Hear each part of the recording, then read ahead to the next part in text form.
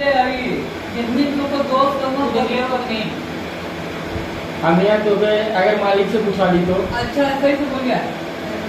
दिल से सही से बोल गया अच्छा ना अब तो अपने आँखें देख ले होगा कि तूने की मुँह सुन ले यहाँ जे देख ले वो से पूछ ले रवि भैया हम लोग के बात पे ना विश्वास हो उनके बात पे विश्वास होगी अरे तो उनके बात तो वैसे अपने आँखें से देखे था अरे ना देख ले वही तो वैसे बोलो सही है हम दूसरे के तो ना बोल दिया सरकार करेगा भाग ना समीरों के साथ ना भांग दिखा रहा दारू पीते रहो कहते कैसे